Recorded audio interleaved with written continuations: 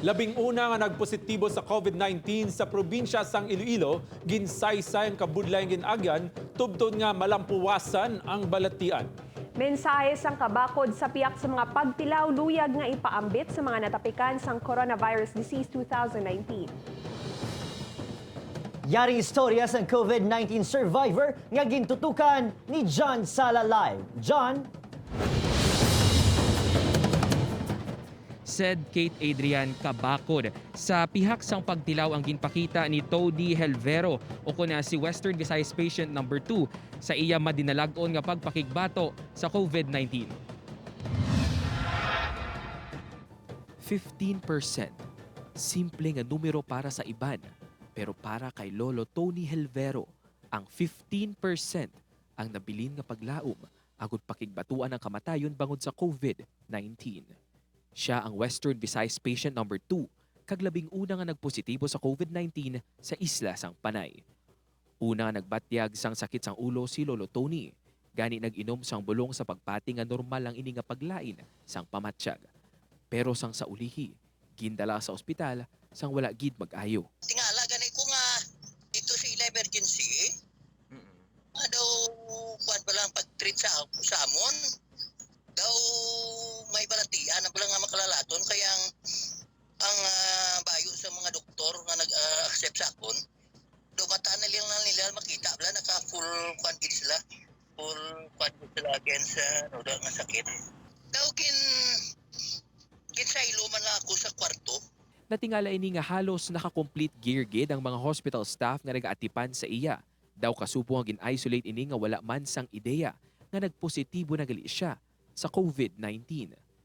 Ulihin na sang ginpahibalo sang doktor nga 15% na lang ang tsansa sini nga mabuhi pa. Ang asawa ko dito man sa isolation room. Duha kami. Hindi makukapangayo uli sa iya. Ang makapangukuha lang gate sa akong pamilya, sang fit, ang doktor lang gate kay mga nurses nga nag-asikaso sa akon. Mula na ang fit, pero limbo man sila. Why di sila nabalaan? Connect lang sila sa doktor kag nurses kung anong nako. Ang pagtulog ko, sobra isa kasimana. Dugang pa ni Lolo Tony, hindi niya mapatod kung sa diin gid nakuha sini ang virus. Negatibo man ang tanan sini nga himata ilabinang may travel history sa Japan. Tuman ang pagpasalamat sini sa mga frontliners ang ospital nga nagtatap sa iya. Kag sa iya mismo pamilya nga wala siya ginpabayan agud mapakigbatuan ang COVID-19. Sa kaluoy sa mga sa Diyos, sang grasya niya kag milagro ang ginpakita sa akon, ang 15% amo pang nagang kuha ng ibabaw. Tikay, ginala ko sa isolation room, why na ko kabalo, gitubuhan ako. May ari pa ko nga dextrose, may infusion pa ko, may oxygen pa ko, may tubo pa ko para sa mo nga ginbutang nila, may catheter pa ko, halos tanan ara na sa lawas ko, kay ti why mo ang isa ng doktor kag nurses, grabe ang pangamuyo. Ulihiman sini nahibaluan nga may naglaptaman nga sala nga impormasyon nga napatay na ini. Pati ang iya mga himata, naka-eksperyensya man sang diskriminasyon. Gani bilang isa ka extraordinary minister of Holy Communion sa parokya sang Gimbal, makahulugan para sa iya ang Domingo sang pagkabanhaw. Bangod ini man ang adlaw nga nakagawa ini sa ospital. Pareho lang suno sa iya nga nag-upod ini sa pag-antos kag kasakit sang Ginoong Hesukristo samtang yara siya nagapakigbato sa makamamatay nga balatian. Tubtub nga nadaog ang kamatayon sa adlaw sang pagkabanhaw sang Domingo. Hindi ka mo magdula paglaom. Dangob ka mo sa Diyos, dayang Diyos, amugid ang makabulig sa inyo. Pagtapos sa mga tao, walang nga nagpangamuyo sa akon, kay active ako simbahan, no?